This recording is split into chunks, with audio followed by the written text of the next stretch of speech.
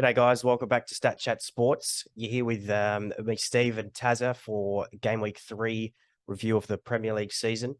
Tazza, plenty of goals this week, actually. Having a look at the spread of the games, there's plenty of goals, a few exciting games in there. We better jump straight into it. We're hitting it off with the hit, of course, and you're the man that's got that for us today. So where are we heading? The hit this week, for me, it's pretty obvious. We're going with the underdog that really showed up this week. That's Leeds against Chelsea. They absolutely battered Chelsea here, and it was pretty comprehensive. Leeds didn't exactly dominate the ball, as well they really never do, especially in a game against Chelsea. But just they took every single chance that they could. Just manic pressure. Aronson with the first goal created with just a manic press and forced Mendy to make the mistake. But yeah, took their chances really well. I mean, I love to see it. Leeds are a great historic club, and it's good to see them near the pointy end of the table with 7 points out of 9. 7 points out of 9 in 3 games so far. Yeah, they've made a really good start. And you mentioned the pressure there. I saw a stat the other day that Leeds ran 13.6 more kilometers than Chelsea did in the game. Now you might look at the possession stats and say, well, that's fairly obvious. You know, it was 60, it was nearly basically 60-40 in Chelsea's favor in terms of possession, but just that ongoing pressure that Jesse Marsch asks of his side. And you could see that first goal came from, pure pressure, as you said. I feel like that's not the first time we've seen Mendy try to do things like this, and he's coughed up the ball. Yeah. I feel like he did a similar thing last season as well. Maybe not the best with the ball at his feet, but look, perfect result for Leeds fans. I don't think going into the game, they would have taken a draw at a best case, and instead they went and really destroyed who many believe are probably going to be a title contender this season. Yeah, and I mean, not only did they score 3 goals, they kept the clean sheet on top of that. So, I mean, just to keep a clean sheet, I think most Leeds fans would have taken it at the start of the day. So, yeah, huge credit to Leeds. They were good, and Meslier again was pretty solid down the back when he needed to be. So a pretty rash challenge from Koulibaly, obviously with the second yellow to get the red, but it was a cynical foul. It didn't need to happen. Yeah. I mean, they're on the Leeds are on a break. You're already 3-0 down in the 84th minute. Just let him go. If he scores, he scores. You pick up a red card for really no reason. Exactly. It's not like the game was in the balance. So just do it. Just let it happen. It's literally not going to change a single thing apart from your goal difference, which in Matchweek 3 really does not matter. Yeah. So, Chelsea really, I wouldn't say bottled it because they were never in a good position, but they've let 3 points slip that they probably rocked up thinking they were going to get. Leeds' first win against the Blues since 2002 in the Premier League. Wow, I mean, Leeds have been absent from the Premier League for a while. We know that, but that's still some stat, and one that I think the Leeds fans would be happy to have broken. A little bit of a maybe curse, you could say. Yeah, any win against a top 4 candidate or contender, you're gonna be pretty happy. We've not. This is actually just thinking about it as well. This is not the first time. This is maybe just going away from Leeds for a little bit, but not the first time we've seen a team inside that top, one of those top 4 sides get caught out by a fast start from a lesser opponent. I think that's fair to say. Obviously, Liverpool on the opening day got caught out by Fulham. Leeds did it here to Chelsea and Newcastle as well this weekend. Really took City to the sword. So it's good to see. Actually, it's a nice change up. It's not going to be as straightforward, I think, this season for some of these bigger teams. I was just looking at the standings of the table this morning, and look at those bottom 5 teams, and they're not 5 teams you would have thought would have been there.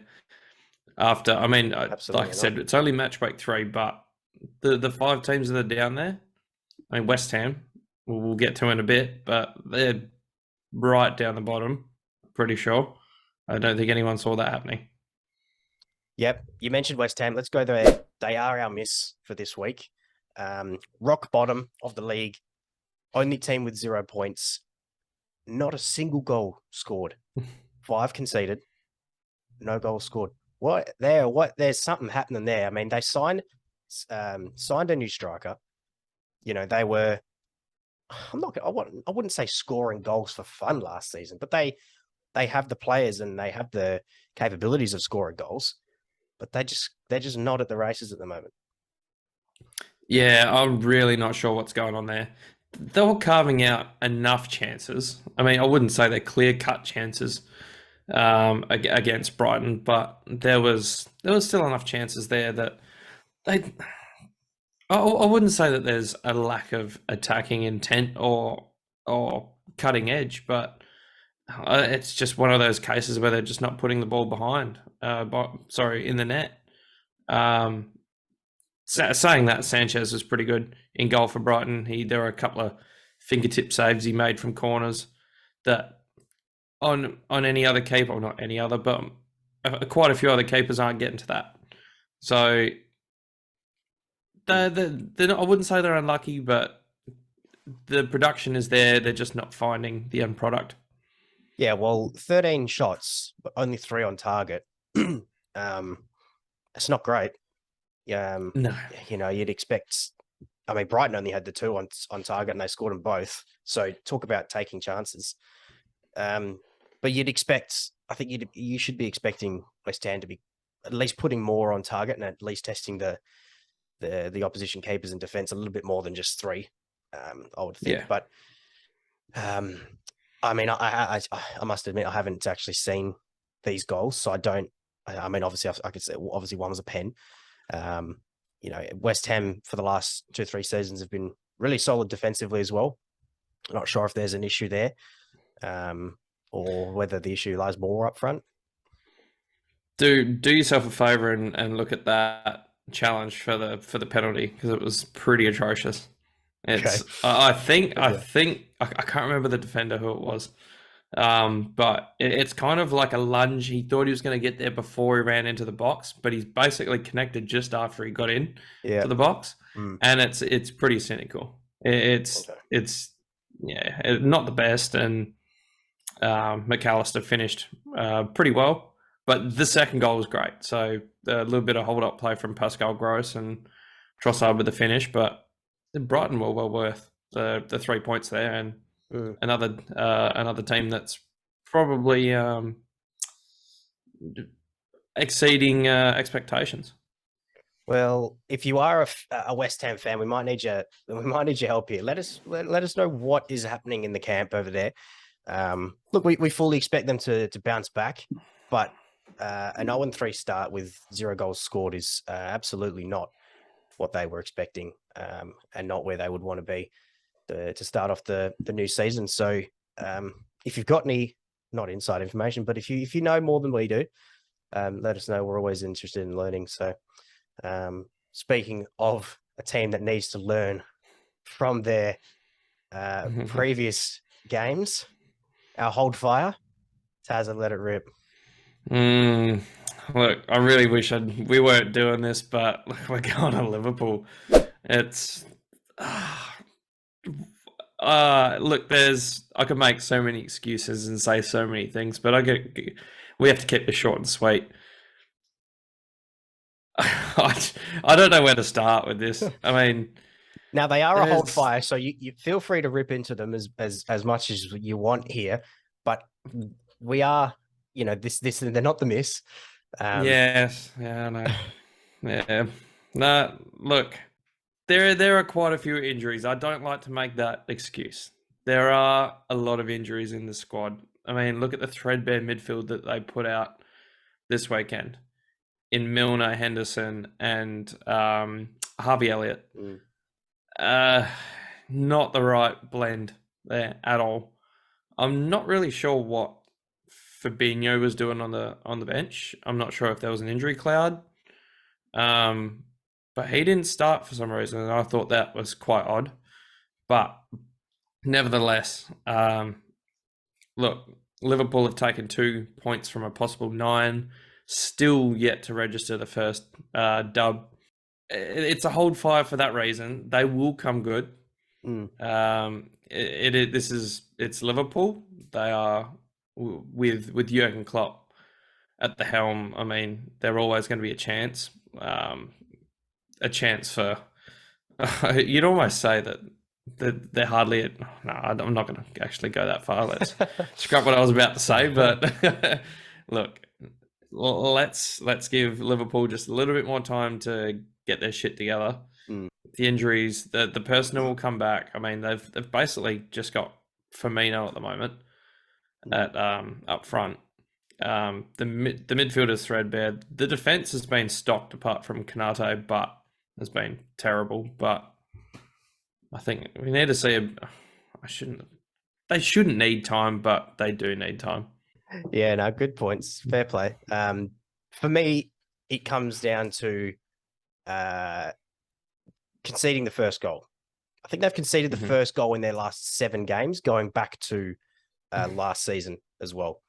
Jeez, yeah, and that includes the Champions League final as well, obviously.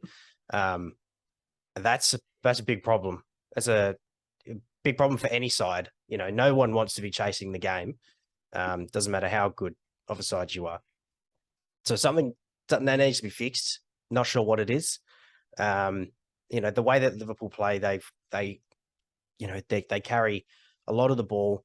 They play a really high line, and it's not uncommon for teams to get that sort of one-on-one chance with Alisson on the counter attack because of that. You know, because they play that high line. It happened against Palace and they conceded. It happened against United with Rashford. They conceded. You know what I mean? It's it didn't. I don't know. It didn't happen at Fulham, but still, conceding the first goal in any game for any team is an issue that needs to come good. I agree with what you're saying about the injuries, but at the same time, they had more than more than enough. A good side on the pitch to do the job, especially against the United side that was under as much pressure as they were. United started that game a lot hungrier than Liverpool. Liverpool looked sort of shaky in their boots out the blocks, and just almost not ready for the game. They weren't ready for a big, Manchester Liverpool derby, if you want to call it that. They weren't at the races, but they'll come good. Fans of other teams can point and laugh as much as they want down there, but as I heard, I believe it was Ian Wright say, if it wasn't for Liverpool over the past 5 years, the Premier League would be shit. It would be. Oh yeah. It would be compared to a Bundesliga. I think if Liverpool it would be straight up Farmers League. 100%, 100%. The gap between Man City and the rest of the competition would be night and day, and it would be boring. Yep. I mean, Liverpool have a 3-game skid and suddenly everything's on fire, everything burn it all, like start again. It's teams have skids. Liverpool just decide to have one right at the start of the season. They will come good. It's just, look, that Gomez, Gomez was at fault for the Rashford goal. He was found wanting there, really. So just ball watching, I think, really had no idea where Rashford was, and he just ghosted straight behind him. Don't get me wrong, it was great play from Rashford and just onside. But it'll come good. We need to just take stock a little bit, and it'll be fine. The main reason why we're even having this conversation right now about Liverpool is because of the way that they've played over that last 5 seasons. It's at the point now where the conversation is being had amongst fans whether the Liverpool's run at at a title this season is already over because of, I mean, they're only 5 points behind City. But as we've seen, 5 points is enough. And you'd expect further on in the season more points to be dropped from both parties. But if you have a start like this, given recent history of the Premier League over the last few years, it's very hard to bring that back. So which is, you wouldn't normally be saying 3 games into the season, oh, their chances are gone. But because of the caliber of City, that's the sole reason as to why we even have this discussion. Yeah, well, I mean, it's taken 90-something points to win the Premier League in just about every season in the last 5 or 6. Yeah, as such has been the dominance of the two. So when you've dropped 7 points and out of a possible 9, it leaves you with very little room to move. So I think that's where the debate comes from, and it's fair to a point, given recent history. But I think also that the top 6 are going to be a little bit closer this year. So yeah, I agree. It might not take 90, 95 points to win. It might take somewhere in the 80s, so you can afford to drop a few. But it just means that if you want to challenge, you've got to figure it out bloody soon, and you've got to be pretty consistent to the run home. So they have Bournemouth next at home. Not only do they obviously need to win this game, they need a big performance. They need to smash Bournemouth, and they need to destroy them. If they scrape through like a 1-0 or a 2-1, something like that, it's not going to fill the fans with a whole lot of confidence at this point. A newly promoted side at Anfield, they need to put on a show and demolish them. Yeah, supporters won't take anything from a 1-0 win apart from the 3 points and the fact that it might put them in the top half of the ladder. It needs to be comprehensive, definitely. So we're holding fire on Liverpool. Don't be surprised to see him further up there in the ladder. Well, that wraps up our review for week 3. If you've got any comments on what was said this video, let us know down below.